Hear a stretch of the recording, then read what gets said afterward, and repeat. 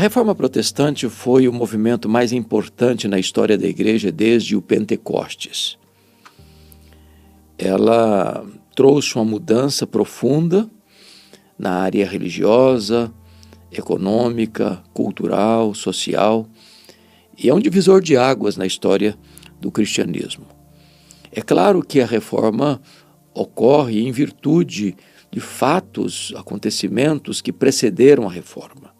Talvez pudéssemos começar com a Renascença, que ocorre no norte da Itália e que é uma grande mudança cultural no mundo, porque até então a igreja oficial da época é que controlava todas as áreas da vida. E a Renascença mexeu com 5 áreas vitais na história. Primeiro, na área econômica, né? A igreja que ainda tinha o poder econômico. Então surge uma nova classe social na Europa e desta forma as viagens intercontinentais, descoberta das Índias, descoberta da América, descoberta do Brasil, muda por completo o cenário e tira das mãos da igreja o poder econômico. Uma segunda área que teve mudança importante foi na área política, porque era o Papa que punha reis, depunha reis, até que Maquiavel escreve O Príncipe, e nesta maneira, nessa análise, nesta cosmovisão, o poder político sai das mãos da igreja. Outra área foi a área científica. A igreja que dizia o que era verdade e o que não era verdade científica.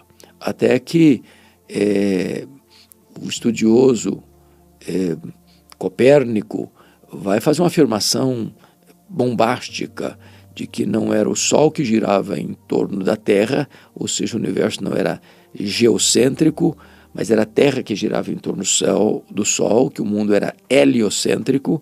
Isso gerou um barulho, um ruído muito grande, e ele não ousou fazer essa declaração pública, senão no final da sua vida, mas o seu discípulo Galileu Galilei vai fazer essa afirmação e vai ser preso pela Inquisição, e ele precisou negar suas convicções para não ser morto pela Inquisição.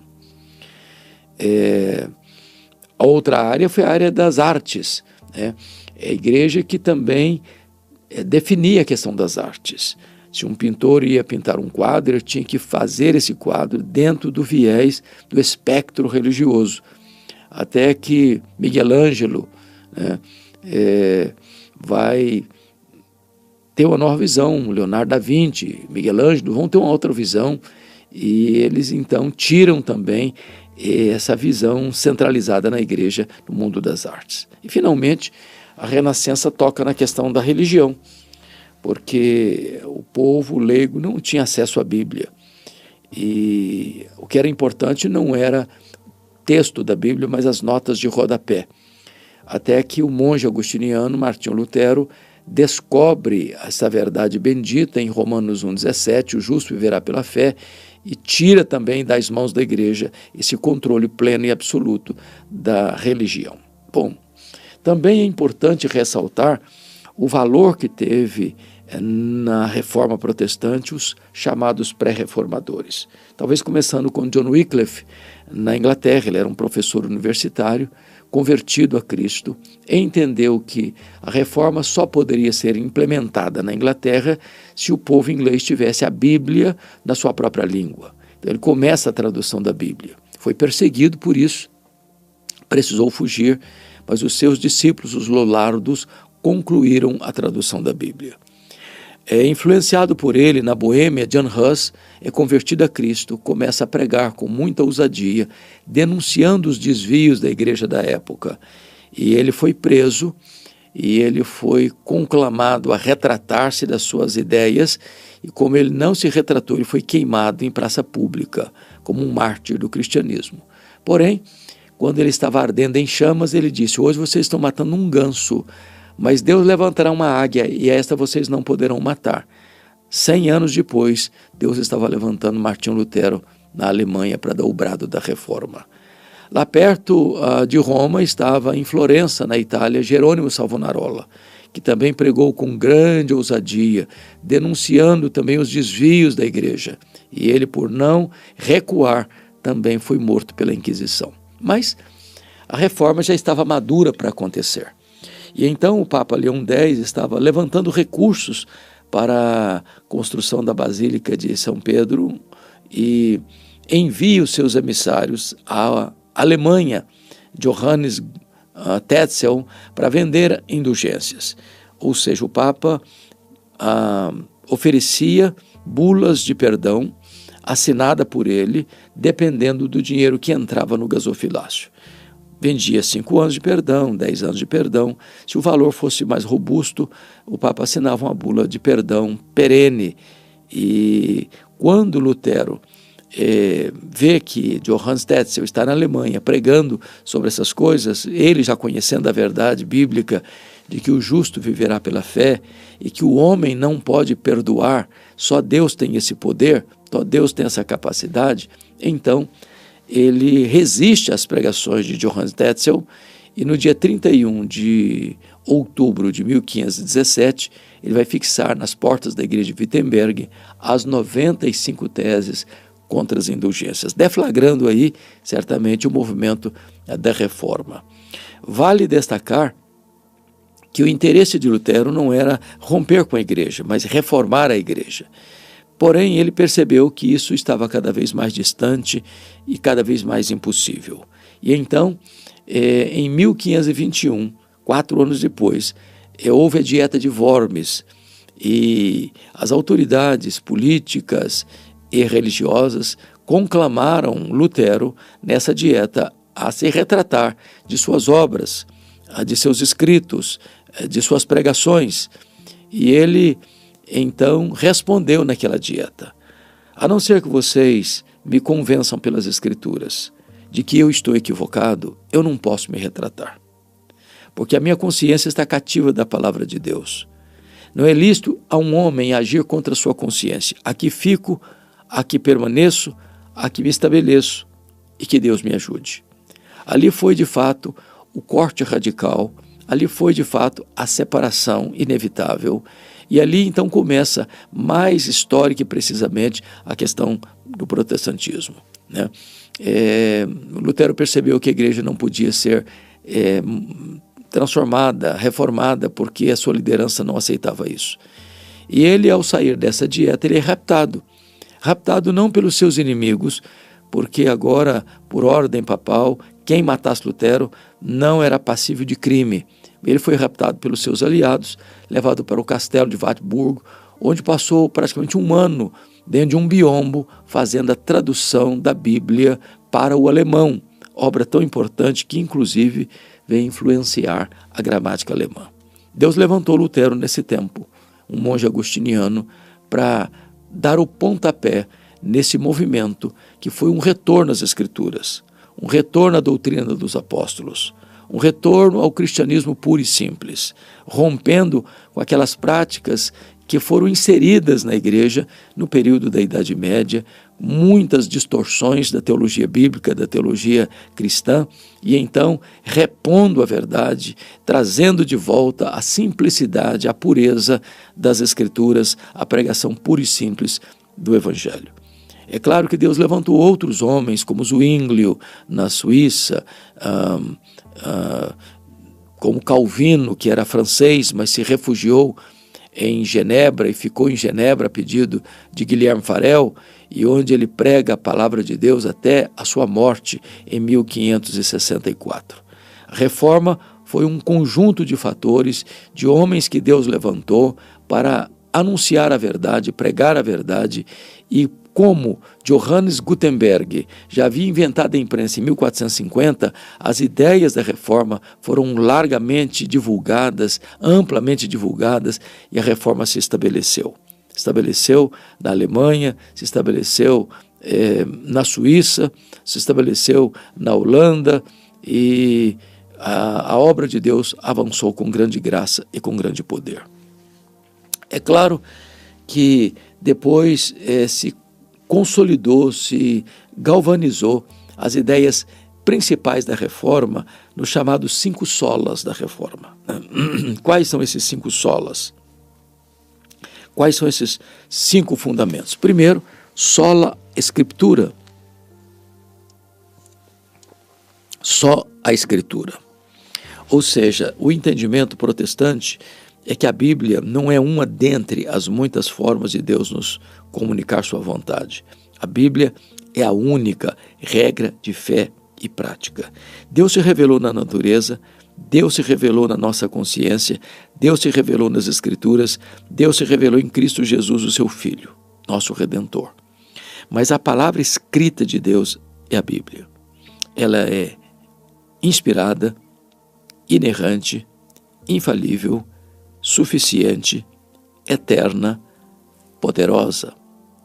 Ela não cai em desuso, ela não fica obsoleta, ela não precisa ser atualizada, ela não precisa ser ressignificada, ela não é nem nova nem velha, ela é eterna. A palavra de Deus não pode falhar.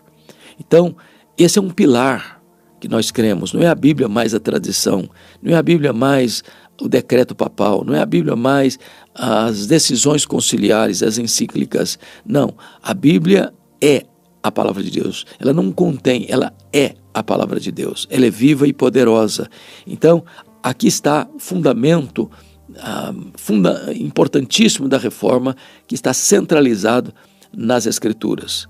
Palavra de Deus, palavra inspirada, palavra inerrante, palavra infalível, palavra suficiente. O segundo sola das Escrituras é o sola fide, só a fé. Veja que a igreja ensinava a salvação pelas obras, mas a salvação não é pelas obras. A Bíblia diz, pela graça sois salvos mediante a fé, isso não vem de vós, é dom de Deus, não de obras para que ninguém se glorie. A salvação não é pela fé mais as obras, não é uma espécie de parceria, onde Deus nos dá a fé e nós entramos com as obras. Não. A salvação, ela é exclusivamente pela graça, mediante a fé. Nós não contribuímos com o nosso esforço, com os nossos méritos, com as nossas obras, com os nossos predicados morais, com as nossas qualidades espirituais para a nossa salvação. Salvação é uma obra exclusiva de Deus. Ele planejou, ele executou, ele consumará. De tal maneira que não há mérito nenhum, porque eu recebo esta salvação pela fé. A fé não é a causa meritória, a fé é a causa instrumental de apropriação da salvação em Cristo Jesus. O terceiro sola é sola gratia, só a graça. Isso significa que não há mérito humano, que a salvação não é por mérito, não é que eu faço por onde, eu faço a minha parte e Deus faz a outra. Não é uma questão de sinergismo, mas de monergismo. A salvação é uma obra de Deus, sem qualquer participação do homem, sem qualquer mérito do homem. Eu não mereço a salvação. Ele me concede, me doa gratuitamente e merecidamente a salvação. É graça. Graça é um dom imerecido. Eu não mereço, mas eu preciso. Então a salvação não é uma medalha de honra ao mérito. Salvação não é um troféu que você conquista. Salvação é uma obra exclusiva de Deus, que Deus faz por mim sem que eu mereça. É gratuito, completamente gratuito. Eu mereço sim o castigo, o juízo, e Deus não aplica o castigo e o juízo, Ele me concede salvação, perdão, redenção, e isso é graça, é só a graça. Tudo é feito para que Deus seja glorificado, de tal forma que a minha salvação não merece aplausos a mim. A minha salvação é um reconhecimento de que tudo provém de Deus e que toda a glória pertence a Deus. Não a nós, Senhor, não a nós, mas ao teu nome da glória. Em quarto lugar, o quarto fundamento da reforma é o solus Christus, só Cristo. Porque então Cristo era um dos, mas não o único, exclusivo. E é importante ressaltar que Jesus não é um Salvador dentre outros Salvadores. Ele é o único nome dado entre os homens pelo qual importa que sejamos salvos. Jesus Cristo não é um dentre os muitos mediadores. Não. A Bíblia diz que há um só Deus e um só mediador entre Deus e os homens, Jesus Cristo, homem. Foi o próprio Jesus quem disse: eu sou o caminho e a verdade e a vida, e ninguém vem ao Pai senão por mim. De tal maneira que não há nenhum outro nome dado entre os homens, pelo qual importa que sejamos salvos. Então, nenhum homem, por mais ilustre que seja, pode salvar. Nem o Papa, nem Paulo, nem Pedro, nem Maria, nem João, nem o pastor, nem o missionário, nem o bispo, nem a igreja, nem a religião, nem qualquer conselho eclesiástico. A salvação é uma obra exclusiva de Deus e só Jesus salva. É só Cristo, solo Christus. É só Ele que pode trazer salvação, só Ele pode dar vida eterna, só Ele pode perdoar os pecados, só Ele pode nos reconciliar com Deus, só Ele pode tirar o peso da culpa e nos oferecer o seu perdão e a sua graça salvadora. Mas, em quinto e último lugar, o quinto sola da reforma é o soli deo gloria. Só a Deus a glória. Ou seja, Deus não divide a sua glória com ninguém. É por isso que a salvação pertence a Deus. Porque ninguém vai chegar lá no céu reivindicando os seus direitos. Ninguém vai chegar lá no céu dizendo: eu vim receber o meu prêmio, que eu mereci, que eu fiz por onde. Ninguém pode comprar a salvação, nem com dinheiro, nem com merecimento, nem com obras, nem com sacrifícios. Portanto, quando nós lá chegarmos, o único que vai ser exaltado é o próprio Deus. O único que vai ser glorificado é o próprio Deus. O único que vai merecer todos os encômios e elogios é o próprio Deus. Porque tudo Ele fez para o louvor da sua própria glória. Sem qualquer merecimento humano, sem qualquer iniciativa humana. Não fomos nós quem o amamos e então Ele passou a nos amar. Não. Foi Ele quem nos amou primeiro. O nosso amor por Deus é o refluxo do fluxo do amor de Deus por nós, de tal maneira que não há mérito, de tal maneira que não há qualquer holofote sobre o homem. Não, é somente a Deus a glória. Toda a glória dada ao homem, portanto, é glória vazia, é vanglória, é idolatria, é abominação para Deus. Então, está aqui esses fundamentos da reforma protestante do século XVI. É só a Bíblia, é só a fé, é só a graça, é só Cristo, é só Deus que recebe toda a glória. As ideias da reforma tiveram certamente resistência, porque houve um concílio contra a reforma, o Concílio de Trento, que tentou impedir o avanço das ideias reformistas, proibindo a leitura da Bíblia, proibindo outros livros protestantes, trazendo novamente uma perseguição muito grande, que foi a Inquisição, patrocinada pelos Corrente Loyola. Inácio de Loyola foi, de certa forma, o braço de ferro do Concílio de Trento para impor aos chamados herégios, os que se haviam aderido à reforma, como aqueles que mereciam a punição e até mesmo a própria morte. João Calvino, que foi o reformador genebrino, enviou para o Brasil, inclusive, a pedido de Villegagnon, 14 missionários. E eles foram todos mortos aqui no Brasil pelo viés do martírio. Não porque cometeram crimes, não porque cometeram deslizes morais, mas porque eram professos aderentes da reforma e da fé em Cristo Jesus.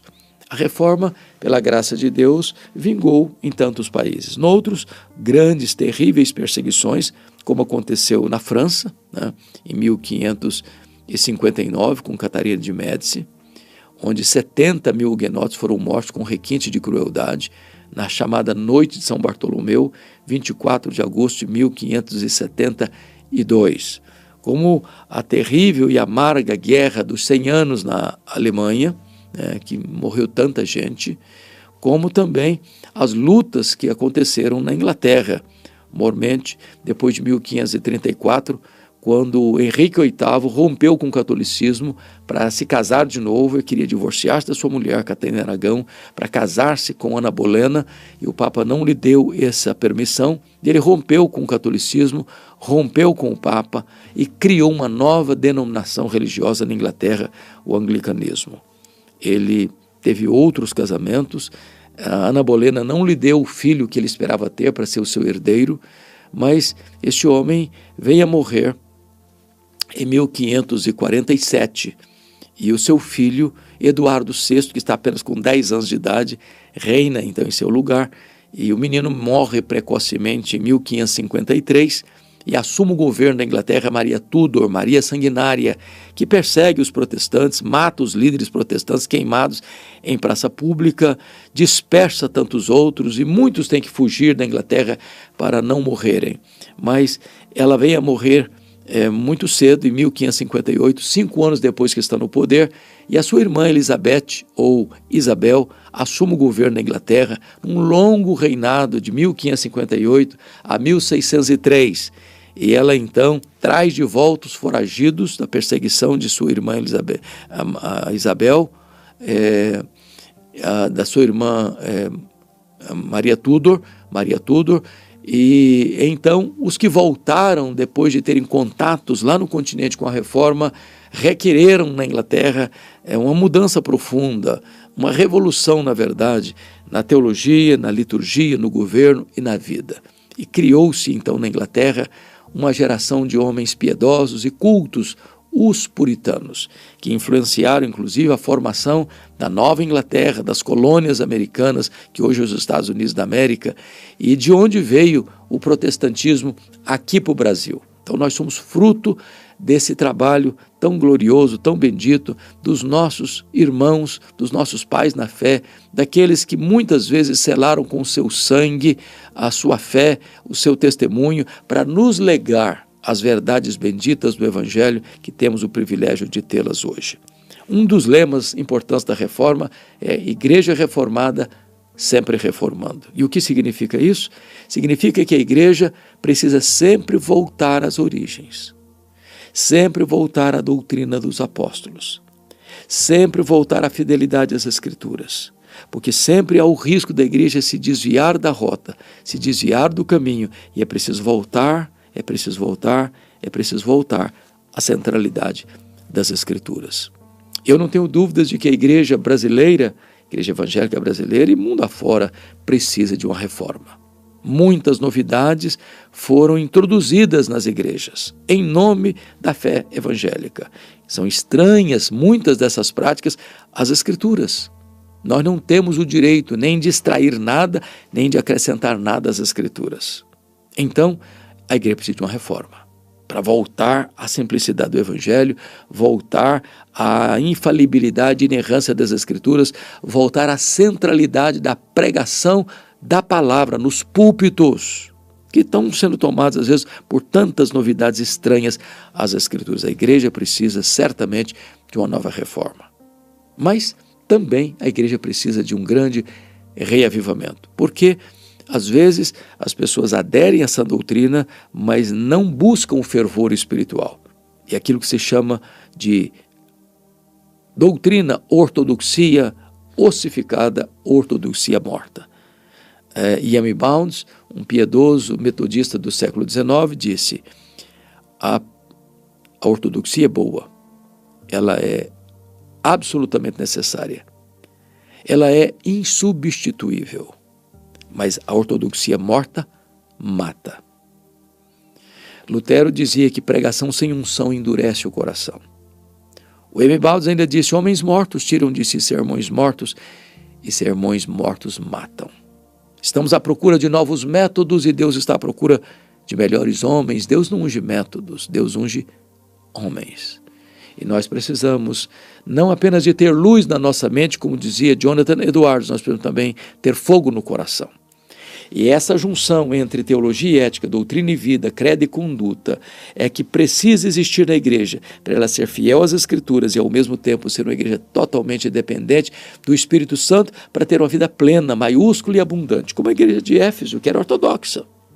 Não há denúncia de heresia naquela igreja. Ao contrário, ela não suportava os falsos apóstolos, ela detestava as obras dos nicolaítas, era uma igreja fiel na sã doutrina, mas tinha perdido o seu primeiro amor. Então, nós precisamos, nesta comemoração de 108 anos da Reforma Protestante, voltar às origens, voltar às Escrituras, voltar à doutrina dos apóstolos, voltar à simplicidade do Evangelho e experimentarmos uma reforma profunda e um poderoso reavivamento espiritual.